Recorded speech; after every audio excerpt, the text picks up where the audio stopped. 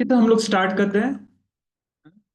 Last time हमने क्या देखा था कि डेटा को डिस्प्ले कैसे करना है और डेटा को ऐड कैसे करना है। मतलब फॉर्म तो हैंडलिंग हमने बस लास्ट सेशन में देखा था, मतलब है ना। पर फॉर्म का डेटा कैसे स्टोर करना है वो हमने estimate, फॉर्म का डेटा कैसे स्टोर करना है वो हमने लास्ट सेशन में देखा है। उसके लिए हमने डमी सर्वर के लिए हमने जेसन सर्वर का यूज किया था, एक लाइब्रेरी का जेसन सर्वर नाम के। और हमने db.json नाम का एक फाइल बनाया था जिसमें हम लोग हमारा डेटा स्टोर करके रखने वाले। यहाँ पे db.json में हम लोग हमारा क्या रखेंगे, डेटा स्टोर करके रखेंगे। ये स्टूडेंट क्या रहेगा, हमारा स्कीमा है ना। जैसे टेबल होता है आपका, वैसे स्टूडेंट क्या होगा, एक स्कीमा, जिसमें वैल्यू क्या होगा उसका, एक एरे, और उसमें ऑब्जेक्ट के फॉर्मेट में हमारा डेटा जो भी स्टूडेंट होंगे वो स्टोर होंगे। जैसे कि यहाँ पे एक स्टूडेंट आपको दिख रहा है ना, उसका डेटा दिख रहा है।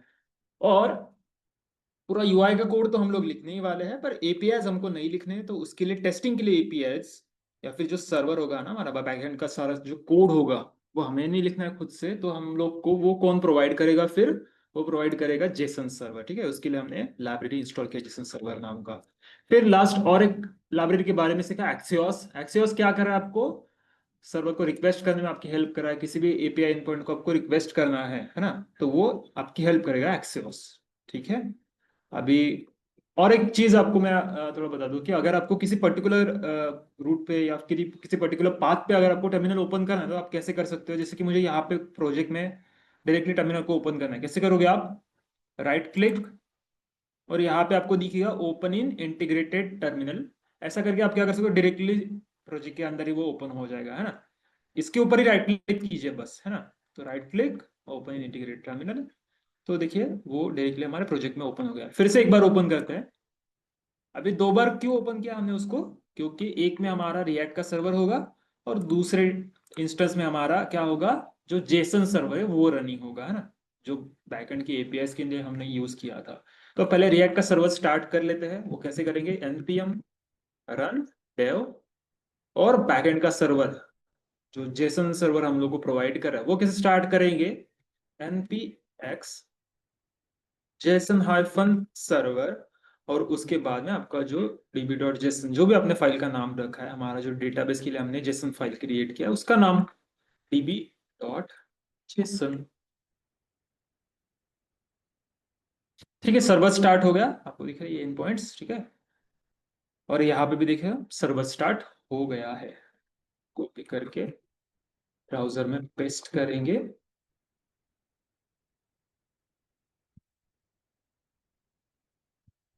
देख सकते शो स्टूडेंट में जाके तो आपको यहाँ पे कुछ डेटा दिखाई दे रहा है, ऐड में जाएंगे तो फॉर्म दिखाई दे रहा है। ठीक है, लास्ट टाइम हमने ऐड और शो कैसे करना है डेटा को वो देखा था। और हम लोग क्या देखने वाले थे, यहाँ पे एक अपडेट के लिए हमने लिंक रखा था और उसमें आईडी पास किया था यूजर का, है ना। जो भी स्टूडेंट होगा उसका आईडी हमने यहाँ पे यूआरएल में पास किया, जैसे जब हमने जैंगो में पास किया था वैसे ही सेम हमने क्या किया है, आईडी पास किया है ना।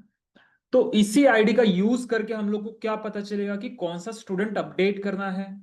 इसी आईडी को लेकर हम लोग क्या करेंगे, पहले तो स्टूडेंट को फेच करेंगे। जो स्टूडेंट है उसको पहले फेच करेंगे, सेम जैंगो के जैसा ही है ना। आईडी का यूज करके पहले स्टूडेंट को फेच करेंगे और फिर बाद में ये स्टूडेंट का सारा डेटा किसमें फिल करेंगे, हमारे फॉर्म में। और फिर हम उसको क्या करेंगे, अपडेट करेंगे, है ना। जैंगो में भी ऐसा ही किया था हमने। यूआरएल में जो आईडी भेजा था, यूआरएल पैरामीटर्स बोलते हैं इसको, क्या बोलते हैं, यूआरएल पैरामीटर्स। यूआरएल में से जो डेटा भेजा था उसी को यूज करके हमने एक पर्टिकुलर स्टूडेंट को फाइंड आउट किया था, उसका डेटा फॉर्म में फिल किया था, और फिर हमने फॉर्म को सबमिट कर लिया था, मतलब अपडेट किया था, है ना, डेटा को। तो वही यहाँ पे करने वाले हैं। तो सबसे पहले हम लोग को ये जो यूआरएल में जो आईडी लिखा है वो कैसे फेच करना है, उसको कैसे एक्सेस मिलेगा उसका, है ना। तो वो हमें पहले सीख लेना है और उसका यूज करके फिर हमें स्टूडेंट को फेच करना सीखना है। तो पहले उसको फेच कर लेते हैं। तो अपडेट वाले कोड में जाते हैं पहले। तो अपडेट वाला कोड देखिए, अपडेट स्टूडेंट में जाएंगे, है ना। यहाँ पे हम लोग को क्या करना है, सबसे पहले ये जो आईडी आ रहा है ना यहाँ पे यूआरएल पैरामीटर्स में, इसको पहले फेच कैसे करेंगे। तो उसके लिए रिएक्ट राउटर में आपको एक हुक दिया गया है जो आपको क्या करेगा, है ना, जो आपको क्या करेगा, आपके लिए वो यूआरएल पैरामीटर को फिच करने में आपकी मदद करेगा। कैसे, तो वही हमें देखना है। तो आपको क्या इंपोर्ट करना है, देखिए, इंपोर्ट यूज परम्स। कहां से करना ये यूज परम्स? रिएक्ट राउटर से। राउटिंग रिलेटेड सारी चीजें आपको कहाँ पे मिलेंगी? रिएक्ट राउटर में से, है ना। उसमें से एक यूज परम्स नाम का, जैसे उसका नाम है, तो उसका काम क्या होगा कि पैरामीटर्स को गेट करना। कौन से पैरामीटर? Particular URL parameters. तो यूआरएल के अंदर जो भी डेटा होगा उसको अगर आपको गेट करना है तो फिर आपको हेल्प कौन करेगा? Use params. तो कैसे उसका यूज करना है वो सीख लेते पहले। तो ये हुक है, तो उसको कॉल कहाँ पे करेंगे? यहाँ पे फंक्शन बॉडी में, है ना। तो आपको क्या करना है? यूज परम्स को क्या यूज करना है? तो आपको पहले उसको कॉल करना पड़ेगा, वो आपको कुछ रिटर्न करेगा। क्या रिटर्न करेगा? पैरामीटर्स रिटर्न करेगा। यूज परम्स को कॉल करेंगे और मैं आपको कंसोल पे लॉग करके दिखा रहा हूँ कि वहां पे जो भी वो डेटा रिटर्न कर रहा है वो क्या है।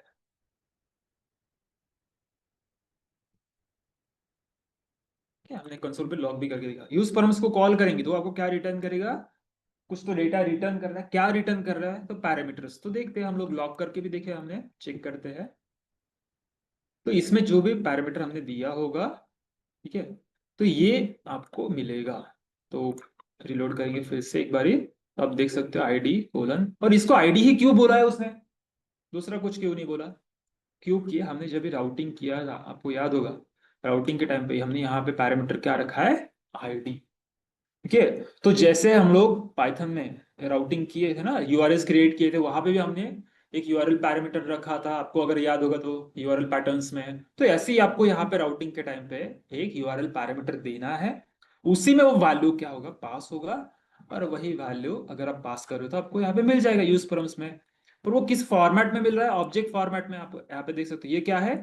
ऑब्जेक्ट है ना, जावास्क्रिप्ट ऑब्जेक्ट है। अगर आपको डायरेक्टली आईडी का यूज करके उसको एक्सेस करना है तो फिर आपको क्या करना पड़ेगा? उसको प्रॉप्स को कैसे हमने डिस्ट्रक्चर किया था वैसे हम इसको भी डिस्ट्रक्चर कर सकते हैं। तो ऐसे अगर आप करोगे तो आपको डायरेक्टली जो पैरामीटर है वही मिल जाएगा।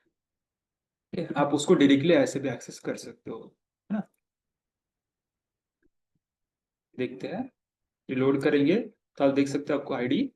तो हमने क्या किया, जो पैरामीटर्स करके जो ऑब्जेक्ट आया था हमें, ठीक है, उसमें आईडी मिला था हमें, तो उसको हमने यहाँ पे डिस्ट्रक्चर कर लिया। तो ऐसे हम क्या कर सकते हैं? यूआरएल में से पैरामीटर को फेच कर सकते हैं by using use params hooks. ये कौन प्रोवाइड कर रहा है आपको? React router.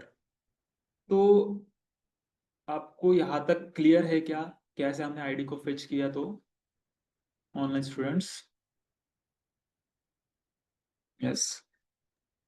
वो तो सर, यूआरएल में, हाँ यस बोलिए। सर वो यूज परम्स दैट मीन्स वो पैरामीटर्स के लिए होता है ना? हाँ, यूज परम्स आप क्या कर रहे हो? देखिए यहाँ पे आपने यूआरएल्स में कुछ तो डेटा लिखा है ना, या फिर कुछ पास किया है डेटा। तो हम्म। ये आपको, ये जो आईडी है वो फेच करना है आपको, है ना। हम्म। तो आप वो कैसे फेच करोगे? Bye using use params. तो यूज परम्स आपको क्या रिटर्न करेगा? तो जो पैरामीटर्स आपने यूआरएल्स में रखे होंगे, तो अभी ये आईडी ही क्यों रिटर्न कर रहा है? क्योंकि आपने जब राउटिंग किया था तो आपने देखिए पैरामीटर किस नाम का रखा है? ID ID. नाम से। हाँ, तो इसीलिए वो आपको आईडी रिटर्न कर रहा है। वो आईडी में क्या, पहले ये मैच होगा स्टूडेंट स्लैश अपडेट। ये तो स्टैटिक है, मतलब ये आपकी यूआरएल का स्टैटिक पार्ट है, वो एज इट इज रहेगा, है ना। और इसके सामने आपने जो वैल्यू दिया है वो क्या होगा फिर? वो होगा आपका डेटा या आईडी, है ना। वो आपको फेच करना है। उसी से आपको क्या पता चला है कि कौन सा स्टूडेंट अपडेट करना है ना। इसीलिए हमने क्या किया था, यूआरएल्स में डेटा भेजा था। क्या तक क्लियर है फिर आपको अभी? यस। ठीक है। और ये डेटा हम लोग कहाँ से भेज रहे हैं? यहाँ से शो स्टूडेंट में से। तो जब भी हम लोग डेटा फेच करेंगे तो हमने यहाँ पे सारा डेटा जब भी डिस्प्ले किया था तभी साथ साथ क्या किए थे, लिंक में हमने ये पैरामीटर प्रोवाइड किया था, है ना, स्टूडेंट आईडी। तो ये क्या है? URL parameter. इसको क्या बोलते हैं? URL parameter. जब भी हमें यूआरएल में डेटा भेजना है तो हम लोग ऐसा कुछ डेटा उसमें भेजेंगे, है ना। और उसको एक्सेस कैसे करेंगे फिर यहाँ पे? जो पैरामीटर्स है उनको एक्सेस कैसे करेंगे यूआरएल पैरामीटर्स को? तो बाय यूजिंग यूज परम्स, है ना। अभी हम लोग को क्या करना है कि डेटाबेस में से वो डेटा फेच करना है ना। तो कैसे कर सकते हैं फिर? जैसे हम लोग यहाँ पे देखते हैं, अगर ये वाले यूआरएल्स अगर हम यूज करेंगे ना, तो आपको क्या मिलेगा? सभी स्टूडेंट का डेटा। एक बार मैं नए टर्मिनल में आपको ओपन करके दिखाता हूँ। तो इससे क्या मिलेगा आपको? सभी स्टूडेंट का डेटा, एक से ज्यादा भी होंगे वो भी मिल जाएगा, है ना। एक बार मैं क्या कर रहा हूँ, थोड़े एक दो स्टूडेंट क्रिएट करता हूँ वहां पे, है ना। अभी के लिए एक ही वहां पे। तो एक और स्टूडेंट ऐड कर देते हैं उसमें।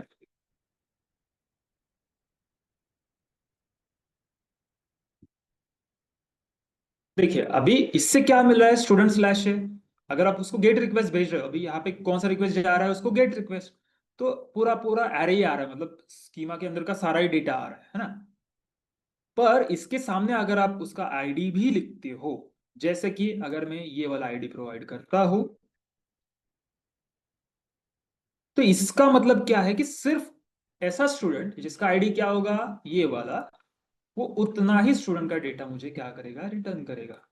तो ये यूआरएल्स आपको ऐसे मिल जाएंगे कि आप अगर आईडी प्रोवाइड करते हो उसके सामने, है ना, तो फिर आपको एक सिंगल स्टूडेंट मिलेगा। अगर नहीं करते हो तो फिर आपको सारा का सारा ही डेटा मिल जाएगा, जो हमने कल फेच करके देखा था, है ना। गेटा पोस्ट रिक्वेस्ट दोनों में हमने उसके साथ ट्राई की थी। तो सिंगल स्टूडेंट के लिए क्या होता है, आपको क्या देना है, उसका आईडी देना है, तो फिर वो सिंगल स्टूडेंट मिलेगा। यहीं पे मतलब वही चीज हम लोगों को यहाँ पे भी करना है ना। अपडेट के टाइम पे भी जो आईडी आ रहा है ना अभी यूआरएस में, वो वाला आईडी हमें क्या करना है, उस आईडी का यूज करके सिंगल स्टूडेंट, ये जिसका भी आईडी होगा वो फेच करना है। तो वो कैसे करेंगे, फिर जैसे हमने शो स्टूडेंट में किया था, वही सेम कोड। कि भाई क्या करेंगे, यूज इफेक्ट का यूज करेंगे, मतलब माउंटिंग के टाइम पे कॉल करेंगे ऐसे फंक्शन को। ये फंक्शन क्या करेगा, आपके लिए स्टूडेंट का डेटा फेच करके लाएगा। सेम कोड हमें कहाँ पे लिखना है, अपडेट। ठीक है, तो अपडेट में जाते हैं फिर से। अब मैं ये निकाल देता हूँ, यहाँ पे भी क्या लिखेंगे, यूज इफेक्ट, ये ऊपर इंपोर्ट हो गया है। इसमें मैं एक फंक्शन देने जा रहा हूँ, ऊपर एक फंक्शन पहले डिफाइन कर लेते हैं हम लोग। कल जैसे डेटा फेच किए थे वैसे सेम आपको डेटा फेच करना है, पर सारे स्टूडेंट का नहीं फेच करना है, सिंगल स्टूडेंट का, जिसका आईडी क्या होगा, ये है ना। इस आईडी से वो सिंगल स्टूडेंट का डेटा फेच करेंगे। कैसे करेंगे, उसके लिए एक फंक्शन लिखते हैं, फंक्शन फेच। अभी उसका नाम वैसे रखेंगे, फेच स्टूडेंट्स नहीं, अभी फेच स्टूडेंट ऐसा नाम रखते हैं उसका, क्योंकि एक ही रिकॉर्ड फेच करना है ना। नामकरण उसका थोड़ा अच्छे से कीजिए, मतलब आपको भी और आपके जो भी डेवलपर्स होंगे आपके साथ काम करने वाले, उनको भी समझ में आए कि ये क्या कर रहा है फंक्शन। तो फेच स्टूडेंट। तो जैसे ही कंपोनेंट माउंट होगा, यहाँ पे एम्प्टी आर क्यों रखा है, कि जैसे कंपोनेंट माउंट होगा इस ऊपर वाले फंक्शन को कॉल चला जाएगा। यहाँ पे हमने क्या किया, उसमें कॉल किया उसको। अभी ये फंक्शन आपके लिए क्या करेगा, सिंगल स्टूडेंट फेच करके लाएगा। कैसे, तो उसके लिए आपको रिक्वेस्ट करना पड़ेगा उसको, है ना, कल जैसे हमने किए थे। और उसके लिए क्या करना है, असिंक्रोनस फंक्शन बनाना है ना। Yes, wait. कैसे करेंगे, बाय यूजिंग एक्सियोस, उसको भी इंपोर्ट कर लेंगे। इंपोर्ट हो गया है ना। और गेट रिक्वेस्ट करना है, क्योंकि हमें डेटा चाहिए अभी। ठीक है, तो लास्ट टाइम हमने शो स्टूडेंट में क्या किया था, सभी डेटा को फेच करने के लिए ये वाले यूआरएल्स यूज किए थे। पर अब की बारी ये वाले यूआरएल्स काम नहीं आएंगे, उसके सामने आपको आईडी भी देना पड़ेगा यहाँ पे आगे। ठीक है, तो यूआरएल तो ऐसी है, पर उसके सामने आपको आईडी भी देना पड़ेगा। आप यहां से भी कॉपी कर सकते हो, या फिर कहाँ से कॉपी करना है, टर्मिनल से कॉपी कर लेना है आपको। यहाँ पे आपको जो हमने सर्वर स्टार्ट किया ना, ये वाले यूआरएल्स भी कॉपी किए तो भी चलेगा, है ना। फिर से जाते हैं अपडेट में, वो यूआरएल दे देते हैं। अभी बैकटिक का यूज कीजिए। बैकटिक क्यों यूज करना है, क्योंकि हमें यहाँ पे आईडी भी देना है सामने, है ना। डॉलर साइन, कर्ली ब्रेस, और ये जो आईडी हमने पैरामीटर्स में से फेच किया है, हमारे जो यूआरएस के पैरामीटर्स में जो डेटा आया था, जो आईडी आया था, वो हमें रिक्वेस्ट में भेजना है। तो इससे क्या होगा, इससे सिर्फ और सिर्फ एक ही स्टूडेंट फेच होगा जिसका आईडी मैच हो रहा है, वो सारे के सारे स्टूडेंट फेच नहीं होंगे। सिंगल स्टूडेंट फेच होगा, क्योंकि सिंगल स्टूडेंट को अपडेट करना है ना। सभी स्टूडेंट को फेच करके क्या करेंगे उसका। तो इसीलिए हमने उसको आईडी भी दे दिया। इसका मतलब क्या होगा, जो आईडी आपके पास है उतना ही स्टूडेंट का डेटा आपको मिलेगा। ठीक है, कंसोल पे लॉग करके देखते हैं क्या मिल रहा है या नहीं मिल रहा है, तो पता चल जाएगा। डेटा किस में आएगा, आरईएस में तो बहुत सारी चीजें होंगी। आरईएस क्या होगा, एक ऑब्जेक्ट होगा, है ना, रिजल्ट। पर उसका जो डेटा प्रॉपर्टी है उसमें आपका डेटा आ जाएगा। वो लॉक करके देखते हैं। तो रिलोड करेंगे हम लोग, तो चेक कीजिए क्या आपको जिसका आईडी 64F3 है, वो वाला स्टूडेंट का डेटा आ रहा है। आप देखिए पूरे, ये आईडी एबीसी समथिंग है ना, दोनों भी स्टूडेंट है ना। इसमें से हमने कौन सा वाला फेच किया, ये वाला, तो आप देख सकते हैं इतना ही रिकॉर्ड आपको आ रहा है पूरा का पूरा, है ना। अभी हम लोग अगर दूसरे स्टूडेंट पे क्लिक करते तो चेक करेंगे, अगर मैं ये सेकंड वाले स्टूडेंट पे क्लिक करूंगा तो फिर मुझे यहाँ पे देख सकते हो आप, उसका डेटा आ रहा है मुंबई MNO 102, है ना, ये सेकंड वाला स्टूडेंट आ रहा है। तो ये अपने आप आ रहा है क्या? नहीं, सबसे पहले हमने क्या किया, URLs में से ये आईडी फेच किया, फिर इस आईडी का ही यूज करके माउंटिंग के टाइम पे हमने क्या किया, सर्वर को रिक्वेस्ट किया, जेसन सर्वर को। पर रिक्वेस्ट के टाइम पे हमने उसको ये यूआरएल दिया, मतलब कि भाई सभी स्टूडेंट नहीं फेच करने, इतने यूआरएल देंगे तो क्या होता, गेट रिक्वेस्ट करेंगे तो सभी स्टूडेंट फेच होंगे। पर उसके सामने हमने आईडी भी दिया है, यूआरएल का पार्ट हमने आईडी को भी बनाया कि भाई इसी आईडी वाले स्टूडेंट को फेच करना है। तो यहां तक क्लियर है कि आपको सभी को डेटा को कैसे फेच किया हमने, तो जिसका आईडी यूआरएल्स में आया है उसी डेटा को फेच किया है हमने, उसी स्टूडेंट को फेच किया है। किसी को इसमें डाउट है तो पूछिए,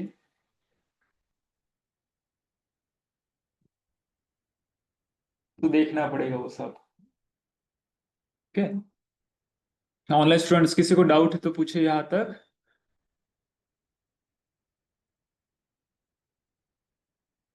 अदरवाइज हम फॉर्म की तरफ बढ़ते हैं कि ये जो डेटा आया है हमें वो किसके अंदर फिल करना है, हमें फॉर्म के अंदर फिल करना है। जैसे हमने जांगो में भी किया था, अगर आपको याद होगा तो यूआरएल्स में से जो आपको आईडी आया था उसी का यूज करके हमने क्या किया था, डेटा को फॉर्म में फिल किया था। पहले डेटा फेच किया था ORM क्यूरीज का यूज करके, और फिर वो फॉर्म में फिल किया था। यहाँ पे सेम चीज हमने पहले क्या कर लिया, यूआरएल्स में से डेटा को फेच कर लिया, मतलब यूआरएल्स में से आईडी को फेच कर लिया।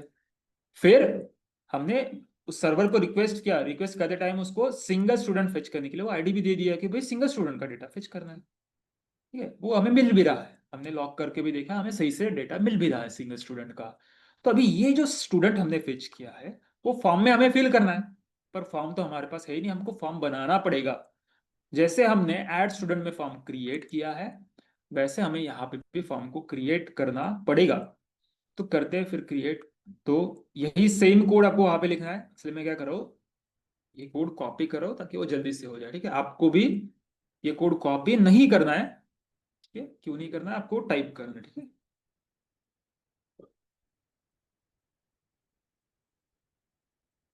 क्योंकि हमें सेम ही फॉर्म चाहिए था इसलिए मैंने कोड कॉपी कर लिया।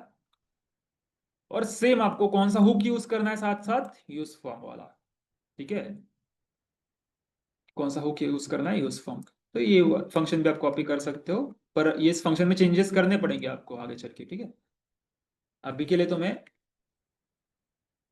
कॉपी कर रहा हूँ, पर इसमें कुछ लिख नहीं रहा हूँ, अभी मैं इसमें कुछ नहीं लिखूंगा क्योंकि लिखना नहीं है अभी के लिए, कुछ मत लिखे उसमें।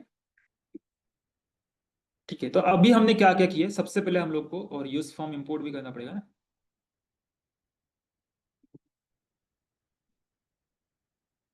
हो गया इंपोर्ट। तो सबसे पहले हम लोग को क्या करना है, यूज फॉर्म को इंपोर्ट कर लेना है, जो कि हमने यहाँ पे किया। फिर जैसे ही कॉल करेंगे आपको दो फंक्शन मिलेंगे, रजिस्टर और हैंडल सबमिट।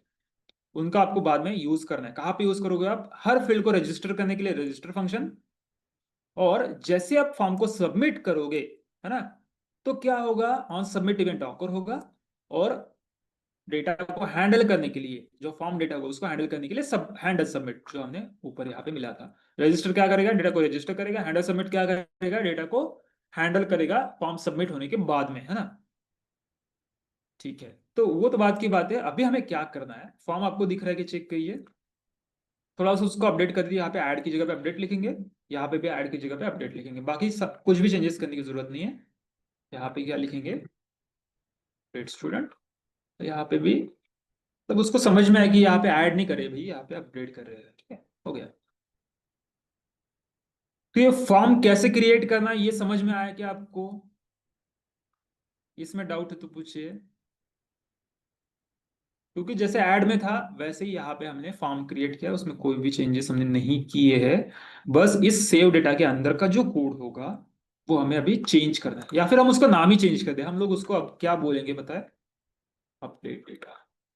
ठीक है, यहाँ पे भी मैं सेव डेटा की जगह पे क्या लिख रहा हूँ, अपडेट डेटा। ऐसा क्यों किया, ताकि आपको थोड़ा डिफरेंस समझ में आए कि भाई अब यहाँ पे सेव मतलब कि क्या करे, अपडेट करे, एग्जिस्टिंग रिकॉर्ड को अपडेट कर रहे हैं। तो थोड़ा फंक्शन का नाम उसी हिसाब से रखा है, ठीक है। चेक कीजिए कोड आपको समझ में आ रहा है या नहीं आ रहा है, बताइए मुझे। फॉर्म कैसे क्रिएट करना है, फॉर्म कैसे हैंडल करना है, वो आपको याद है सारा कोड ऐड स्टूडेंट वाला। इसमें किसी को डाउट हो तो पूछिए। Yes, online students. क्लियर है सर। तो अभी हमें क्या करना है कि अगर हम अपडेट पे जाते भी है, ठीक है, यहाँ पे जो अगर मैं अपडेट पे क्लिक भी कर रहा हूँ तो फॉर्म तो हमें एम्प्टी दिख रहा है, जैसे ऐड में भी एम्प्टी दिख रहा है और अपडेट में भी एम्प्टी दिख रहा है। पर अपडेट में एम्प्टी दिखना चाहिए क्या? नहीं, तो अपडेट में क्या होना चाहिए, जैसे मैं यहाँ पे क्लिक करूंगा तो ये जो डेटा है ना, ये पूरा उस फॉर्म में फिल करके आना चाहिए, पर वो आ तो रहा ही नहीं, है ना। तो क्या करना है, जैसे मैं यहाँ पे क्लिक करूंगा तो ये आईडी का यूज करके हमने ये डेटा को फिच तो कर लिया है, तो वही डेटा हमें कहाँ पे फिल करना है, इसके अंदर। तो वो कैसे करेंगे, तो उसके लिए ये यूज फॉर्म आपको और एक फंक्शन रिटर्न करता है जिसका नाम क्या है, ठीक है। जैसे हैंडल सबमिट क्या कर रहा है, डेटा को हैंडल कर रहा है सबमिशन के बाद में। रजिस्टर क्या कर रहा है, डेटा को रजिस्टर कर रहा है। वैसे ही एक और आपको फंक्शन मिलेगा सेट वैल्यू नाम का।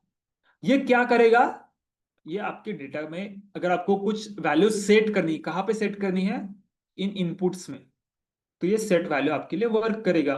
कौन से इनपुट, ये रोल वाला, ये नेम वाला, ये सिटी वाला। इसमें अगर आपको प्रीफिल्ड वैल्यूज रखनी है, पहले से वैल्यू को फिल करना है, तो वो कौन मदद करेगा, अब आपकी सेट वैल्यू। अब आपके पास इस लाइन पे डेटा तो है, फिर यही डेटा हम लोग किस में फिल करेंगे, फॉर्म में। तो वही हम लोग करने वाले हैं एक एक फील्ड के अंदर, ठीक है। कैसे करेंगे, by using set value function. इसको कैसे यूज करना है वो देखते हैं। सेट वैल्यू को कॉल करेंगे, इसमें पहले सबसे पहला वैल्यू क्या देंगे, फील्ड का नाम। तो अगर मुझे रोल में डेटा फिल करना है तो मुझे यहाँ पे क्या लिखना पड़ेगा, सबसे पहला चीज कि भाई रोल प्रोवाइड करना है, कि ये क्या करेगा, फिर रोल में वैल्यू को सेट करेगा, ठीक है। अब क्या वैल्यू सेट करना है, अगर मैं यहाँ पे लिखूंगा 1000 सेट करने का, कोई भी वैल्यू अगर उसको दूंगा तो वो वाला वो वैल्यू सेट कर लेगा। पर ये करना था क्या वैल्यू सेट, नहीं। तो जो इसका जो डेटा है वो सेट करना है, ऐसा कोई भी रैंडम वैल्यू सेट करना है क्या, नहीं। तो इसकी जगह पे मैं क्या लिखूंगा, डेटा कहाँ पे है मेरा, इसके अंदर आरिस डॉट डेटा में मेरा ऑब्जेक्ट आ जाएगा, है ना। पर आरिस डॉट डेटा नहीं सेट करना है उसको, डेटा में तो सारा डेटा है, उसके अंदर का रोल उसको सेट करना है। क्लियर कहिए, क्योंकि आरिस डॉट डेटा क्या होगा, देखिए आरएस डॉट डेटा मतलब ऐसा ऑब्जेक्ट होगा जिसमें सिटी, आईडी, नेम और रोल, इतनी सारी चीजें होंगी। तो उसमें से जो सिर्फ रोल है, उस ऑब्जेक्ट का जो रोल नाम का प्रॉपर्टी है वो हमें उसमें फिल करना है। क्लियर है। तो हम कहा कैसे लिखेंगे यहाँ पे, RS dot data dot role. Check करते हैं, जैसे मैं क्लिक करूंगा तो आप देख सकते हो रोल आ रहा है यहाँ पे। सेकंड इस पे क्लिक करूंगा तो उसका रोल आ जाएगा। क्लियर है ये। तो वैसे ही सभी फील्ड्स को हमें फिल करना है। पहला वैल्यू क्या देंगे, फील्ड का नाम। दूसरा वैल्यू क्या देंगे, जो हमें डेटा मिला है ना रिजल्ट में, उसमें से जो रोल मिला है वो, या फिर नेम या फिर सिटी, जो भी वैल्यू आप दे रहे हो। इसको कैसे लिखना पड़ेगा, फिर नेम को नेम डेटा डॉट, सिटी को RS dot data dot city. हो गया, चेक कीजिए। जैसे हम क्लिक कर रहे हैं डेटा प्रीफिल करके आ रहा है, अगर सेकंड इस पे क्लिक करेंगे तो फिर उसका डेटा प्रीफिल करके आएगा। तो अभी हमें क्या करना है, ये तो प्रीफिल डेटा पहले से ही जो मौजूद डेटा है ना डेटाबेस में वही है। तो अगर मुझे उसका कुछ चेंज करना है, जैसे नेम चेंज करना है, सिटी चेंज करना है, तो मैं कर सकता हूँ, क्या कर सकता हूँ। पर अभी होगा नहीं, ठीक है। अगर मैं उसको कुछ चेंज कर दूं, जैसे कि मैंने नेम को चेंज कर दिया, कैपिटल्स में लिखा है ना, पहले स्मॉल केस में था, अभी कैपिटल्स में लिखा है, और अगर अपडेट कर भी रहा हो तो कुछ हो नहीं रहा। और अगर मैं यहाँ पे भी चेक करूंगा तो मुझे कोई चेंजेस दिखेंगे नहीं। क्यों नहीं दिखेंगे, क्योंकि मैंने फॉर्म को हैंडल किया ही नहीं। मैंने यहाँ पे हैंडल सबमिट तो लिखा है, सेव डेटा भी मतलब अपडेट डेटा भी लिखा है, पर अपडेट डेटा कुछ कर रहा है क्या, नहीं। इसमें मैं आपको ये अपडेटेड डेटा आ रहा है या नहीं आ रहा है वो कंसोल पे लॉग करके दिखाता हूँ। तो इसमें क्या पास होगा, आपका अपडेटेड डेटा। तो चेक करेंगे हम लोग कि इसमें कौन सा डेटा आ रहा है। तो आप देख सकते हो अपडेटेड डेटा आपका आ तो रहा है, पर यही डेटा आपको किसको देना पड़ेगा, उस सर्वर को देना पड़ेगा, तब जाके वो उसको अपडेट करेगा ना। पर आपने ऐसा कुछ रिक्वेस्ट तो यहाँ पे किया ही नहीं है, तो वही रिक्वेस्ट आपको यहाँ पे करना है। कैसे करोगे आप यहाँ पे, आप यहाँ पे एक्सियोस का यूज करोगे, एक्सियोस। और अपडेट के लिए कौन सा रिक्वेस्ट करते हैं हम लोग, पुट। जैसे डेटा चाहिए तो गेट, डेटा ऐड करना है सर्वर पे या फिर कुछ नया रिसोर्स क्रिएट करना है तो पोस्ट, और अगर पोस्ट। अपडेट करना है तो पुट, और डिलीट करना है तो डिलीट रिक्वेस्ट। ऐसे चार अलग अलग क्या है रिक्वेस्ट की मेथड से, एचटीटीपी रिक्वेस्ट, है ना। तो अभी पुट किस लिए यूज करते हैं, अपडेट करने के लिए, रिसोर्स को अपडेट करने के लिए। तो पुट क्या करेगा, नया रिसोर्स क्रिएट नहीं करेगा कभी भी, वो क्या करेगा, एग्जिस्टिंग को अपडेट करेगा। क्लियर है। तो उसके यूआरएल्स कैसे होंगे, यही वाले यूआरएल्स, ठीक है, इन्हीं को आप कॉपी कर सकते हो। उसमें भी आपको आईडी देना है। आपको सभी रिकॉर्ड्स को अपडेट करना है क्या, नहीं। जिसका आईडी ये वाला जो हमें यूआरएल्स में से मिला था, हाँ, यूआरएल परम्स ऊपर लिख दीजिए, सबसे ऊपर, हाँ। यूआरएल परम्स क्या कीजिए ऊपर, क्योंकि इसको आईडी को यहाँ पे भी यूज करना है और यहाँ पे भी यूज करना है, ठीक है।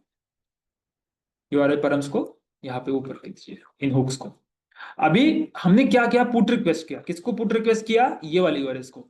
पर जो अपडेटेड डेटा है वो भी तो देना पड़ेगा उसको। तो वो भी जैसे हमने पोस्ट के टाइम पे डेटा दिया था, यहाँ पे भी आपको डेटा देना पड़ेगा।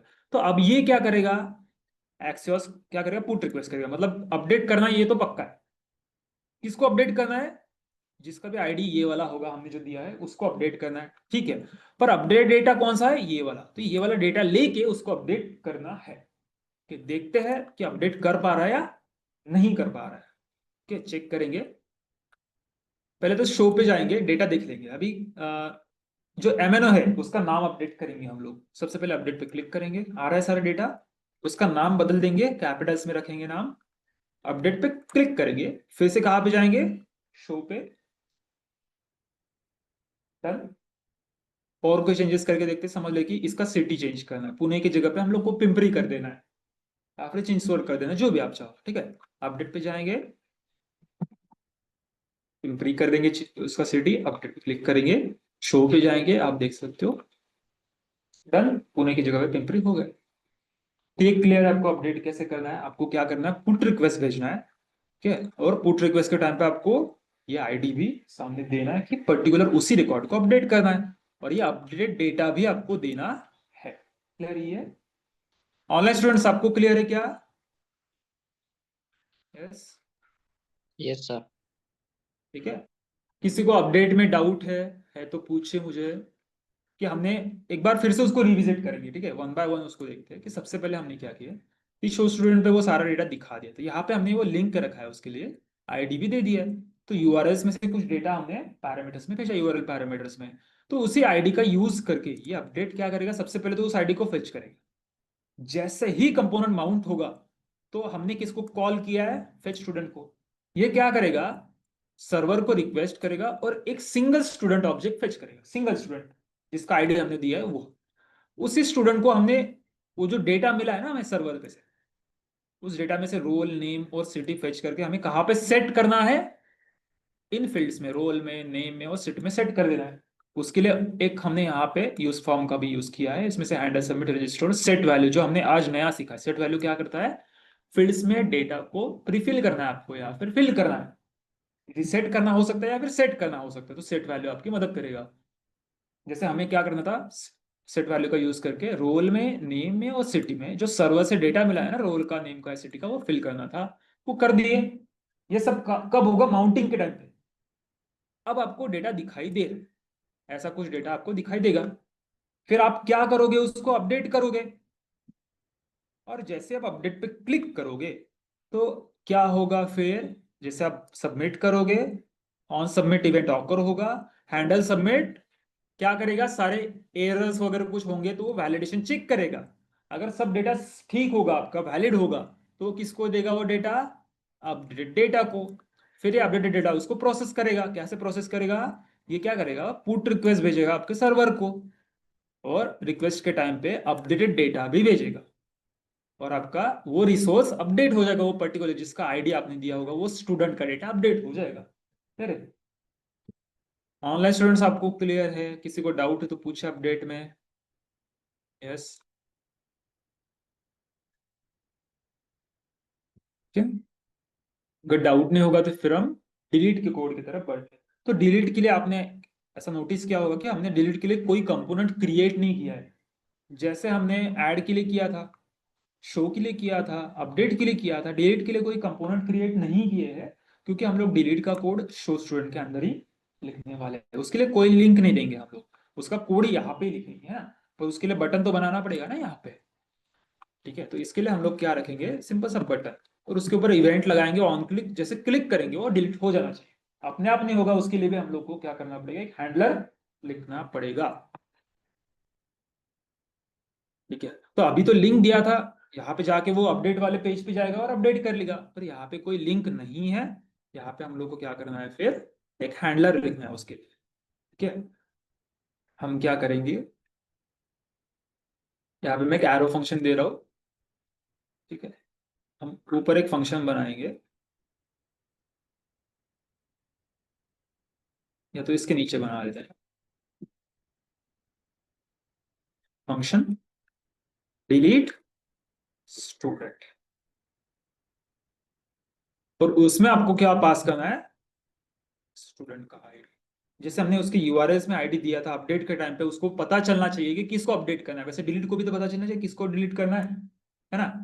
तो यहाँ पे मैं बस आपको कंसोल पे लॉग करके दिखाता हूँ, अभी डिलीट नहीं करेंगे, अभी सिर्फ क्या करेंगे,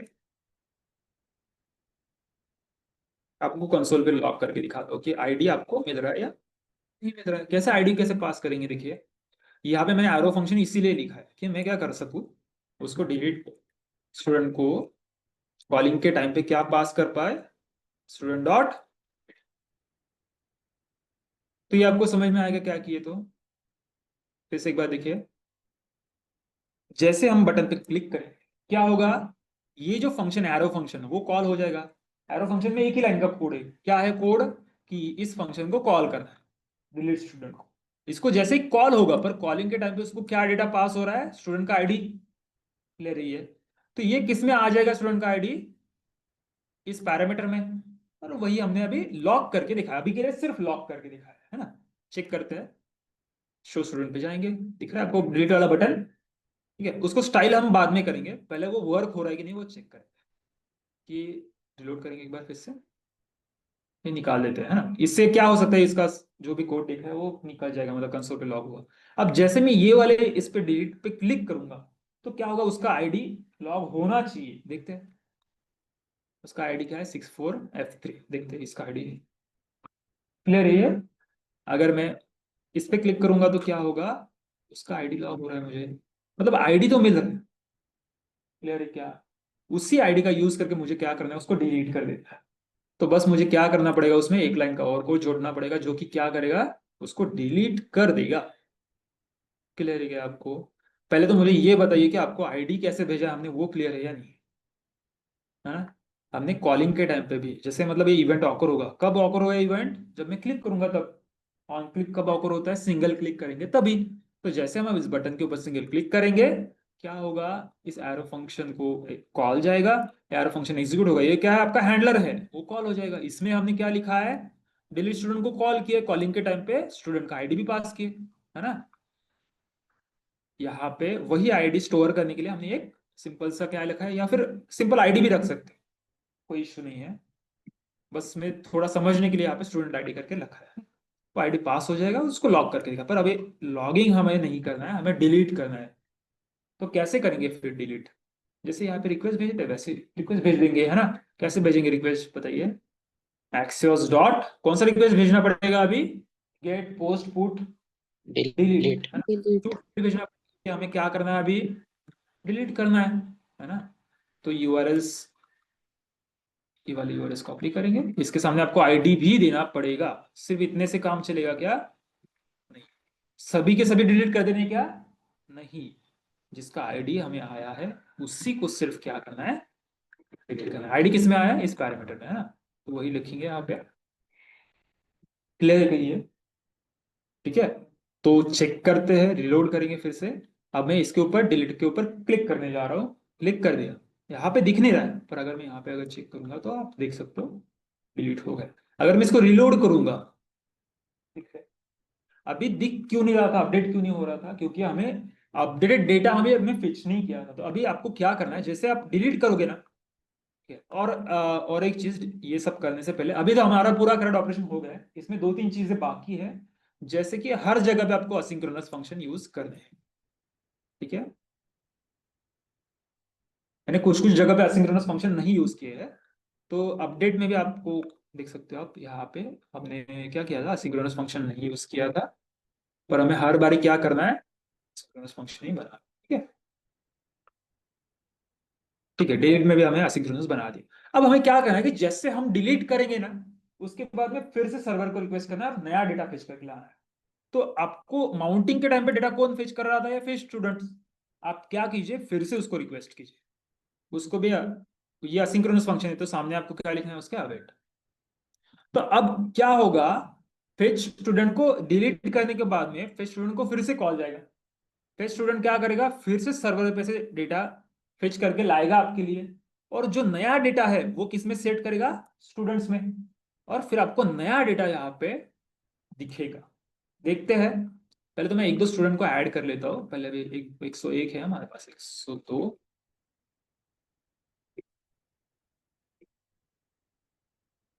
103 भी ऐड कर लेंगे।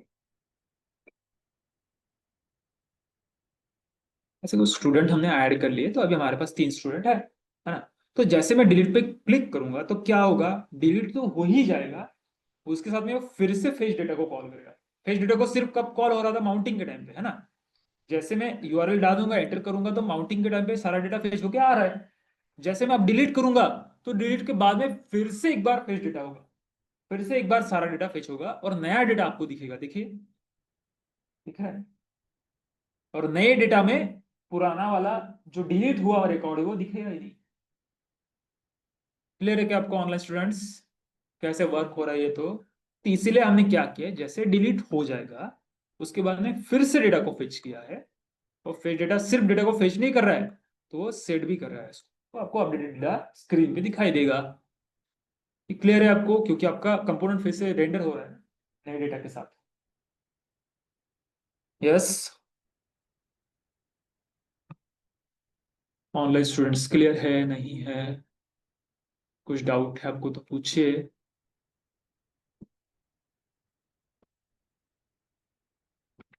ठीक है, तो अभी जो बटन्स, या ये लिंक है और एक बटन है, दोनों को भी हम लोग थोड़ा अच्छे से स्टाइल करेंगे। उसको क्या करेंगे, बटन्स वाले क्लासेस लगा दीजिए, वो बटन हो या ना हो, देखना उसको बटन के जैसा चाहिए, तो उसको क्या करेंगे, फिर क्लासेस लगा देंगे। हाँ, सेम इज इक्वल टू,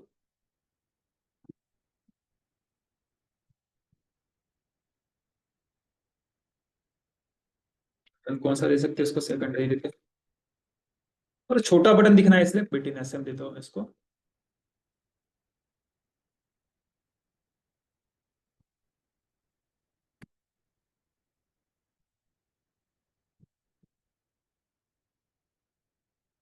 यहाँ पे सेम डिलीट वाले बटन को भी क्लास लगा देंगे, उसको सेकेंडरी की जगह पे डेंजर रखते हैं।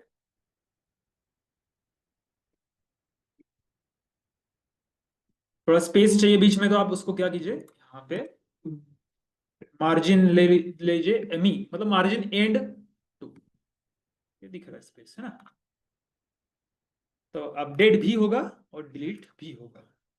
क्लियर है ये ऑनलाइन स्टूडेंट्स, आपको क्लियर है? Yes sir.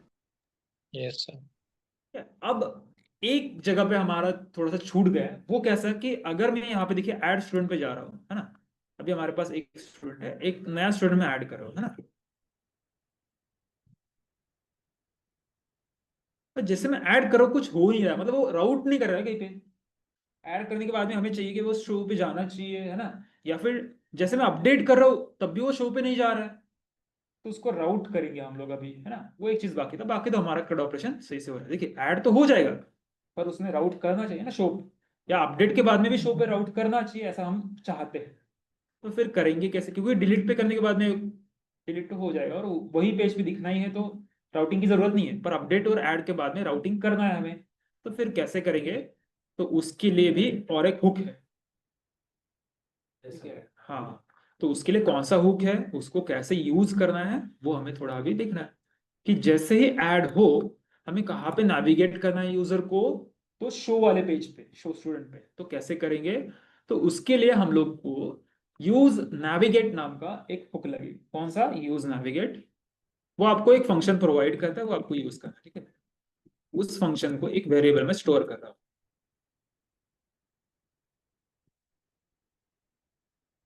इंपोर्ट नहीं हो रहा, आपको इंपोर्ट करना पड़ेगा फिर इसको, है ना। यूज नेविगेट कहाँ से करेंगे? राउटिंग रिलेटेड सारी चीजें कहाँ पे है? रिएक्ट राउटर पे।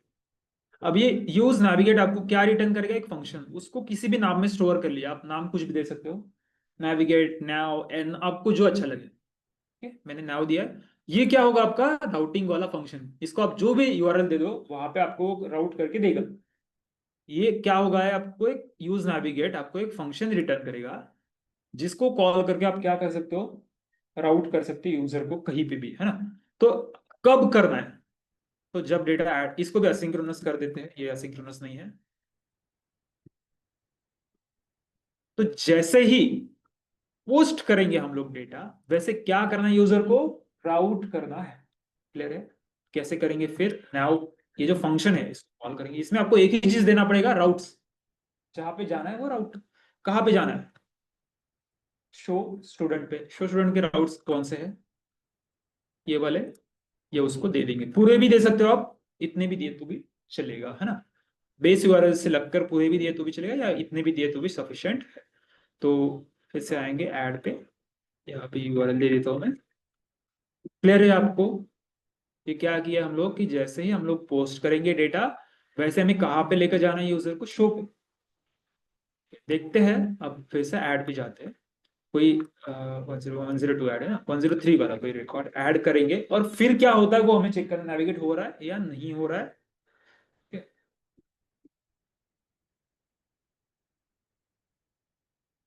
इसे ऐड करेंगे, पोस्ट होगा डेटा, और फिर क्या होता है? हो रहा है नेविगेट। ठीक है, अब यही चीज कहाँ पे करना है? अपडेट में। सेम चीज। तो अपडेट में फिर से जाएंगे। यहाँ पे क्या इंपोर्ट करना पड़ेगा? तो यूज परम्स के बाजू में हम लोग को यूज नेविगेट इंपोर्ट करना है। हो गया, क्योंकि वो भी रिएक्ट राउटर में से हम लोग को मिलेगा, है ना, दोनों चीजें। उसको पहले कॉल कर लेंगे। ये हुक है ना। तो आपको क्या रिटर्न कर रहा है? फंक्शन रिटर्न कर रहा है। इस फंक्शन का हमें नेविगेशन के लिए यूज करना है। तो जैसे अपडेट कर लेना हम लोग, उसके बाद में हमें क्या करना है? नेविगेट करना है। अब कहाँ पे करना है नेविगेट?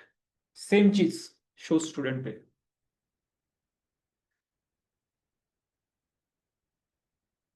अपडेट करने के बाद यूजर को कहाँ पे नेविगेट करना है? शो स्टूडेंट पे। देखते हैं। जैसे मैं अपडेट पे क्लिक कर रहा हूँ, उसका नाम में कुछ अपडेट कर देता हूँ। अपडेट पे क्लिक करेंगे तो क्या होगा? इस अपडेट डेटा को कॉल जाएगा, ये कुछ अपडेट करेगा रिसोर्स, और उसके बाद में आपको कहाँ पे लेके जाएगा? शो पे। चेक करते हैं। आप देख सकते हो, शो पर भी लेकर आया है आपको। ठीक है। और डिलीट करने के बाद में जरूरत नहीं है, क्योंकि वो उसी पेज पे कर रहा है ना। क्लियर है? सारी चीजें वर्क हो रही है। किसी को इसमें डाउट है? अपडेट में, डिलीट में? पूछिए। या ये राउटिंग अभी जो हमने देखा था, यूज नेविगेट को कैसे यूज करना है। कैसे यूज करना है? पहले यूज नेविगेट को पहले इंपोर्ट कर लेंगे। कहाँ से इंपोर्ट करेंगे? एक राउटर में से। वो हमें क्या रिटर्न करेगा? एक फंक्शन, उसको स्टोर कर लेंगे, हाँ, एक वेरिएबल में स्टोर कर लेंगे। और उस फंक्शन को जब भी आप कॉल करोगे और उसमें कुछ यूआरएल्स पास करोगे, तो वहां पे वो आपको राउट कर लेगा, या फिर नेविगेट कर लेगा, है ना। ठीक है, तो अभी हमारा प्रोजेक्ट खत्म हो चुका है। किसी को डाउट है तो पूछिए। अपडेट में, डिलीट में, या फिर इससे पहले भी हमने जो राउटिंग सीखा था, ऐड किया था, डिस्प्ले किया था, किसी को उसमें डाउट है? यस। Online students?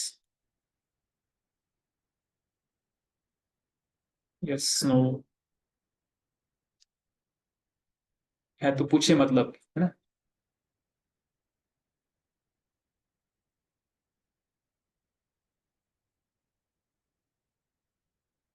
ठीक है, इसका मतलब किसी को डाउट नहीं है। फिर भी हम कल का प्रैक्टिकल सेशन रखेंगे, उसमें अगर आपको कुछ भी डाउट होंगे तो आप नेक्स्ट सेशन में, कल सैटरडे को हमारा थ्योरी सेशन नहीं रहेगा, पर प्रैक्टिकल सेशन इसके ऊपर रहेगा।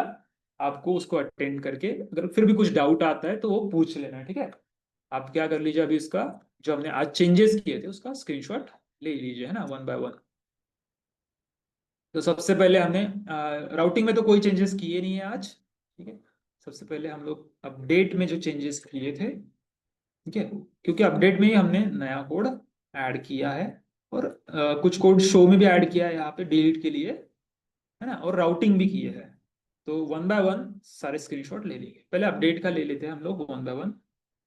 तो इतना रिटर्न से पहले का जो स्क्रीनशॉट है यूज इफेक्ट तक का, इसमें नहीं है, ठीक है। अभी यूज इफेक्ट तक का जो स्क्रीनशॉट है वो आप ले लीजिए, फिर रिटर्न के नीचे जो हमने लिखा था कोड उसका ले लेंगे।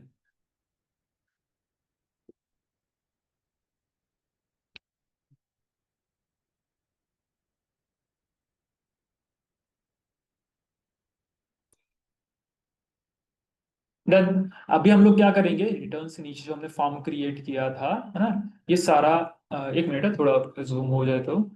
हाँ, हो रहा है, ठीक है, इसका एक स्क्रीनशॉट ले लीजिए आप।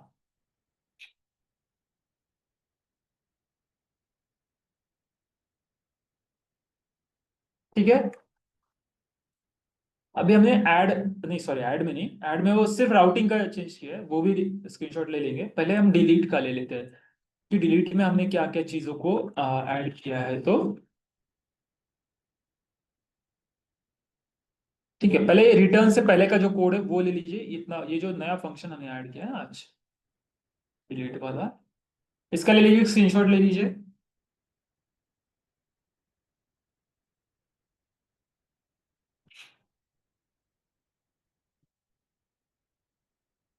ठीक है। अभी यहाँ पे हमने डिलीट के लिए बटन रखा है, शायद ये किसी में नहीं आएगा।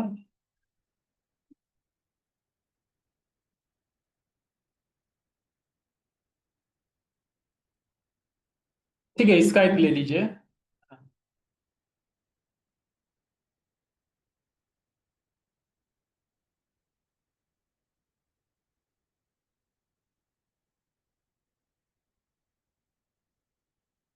फिर ज्यादा चेंजेस नहीं है, दो ही लाइन पे चेंजेस है। क्या किए यहाँ पे, दो लाइन पे, अगर उसको भी लेना है तो आप ऐसे अलग से ले सकते हैं, इसे यहाँ पे दो लाइन पे।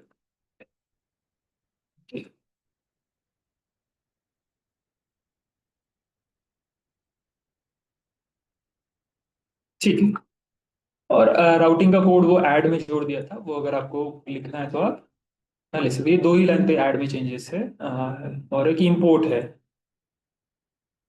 इसका भी अगर आपको लेना है स्क्रीनशॉट। और आप भी क्या कीजिए, सभी फंक्शन को असिंक्रोनस बनाइए, है ना। जैसे लास्ट टाइम हमने लिखा नहीं था असिंक्रोनस फंक्शन, ठीक है, असिंक्रोनस हमने कल देखा था, पर है ना, सभी फंक्शन को असिंक्रोनस फंक्शन बनाना है, ठीक है। वो सही से वर्क नहीं करेंगे अदरवाइज, ठीक है। असिंक्रोनस फंक्शन बनाइए सभी फंक्शन को, ठीक है।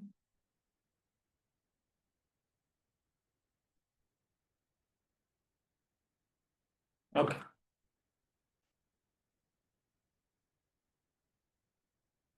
और तो कहीं पे चेंजेस नहीं किए आज हम लोग, है ना।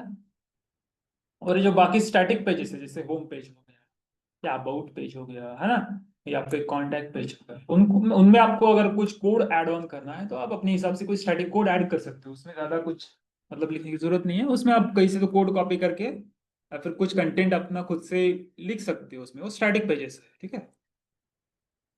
ठीक है। जैसे एरर पेज है, इसमें भी आपको थोड़ा और अच्छे से करना है तो आप वो कुछ इमेजेस वगैरह ऐड करनी है या फिर जो भी, तो वो आप कर सकते हो, वो आपके ऊपर है ना।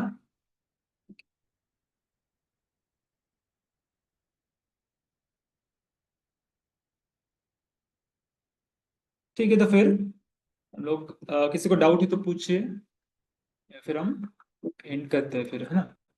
डाउट है किसी को, ऑनलाइन स्टूडेंट्स?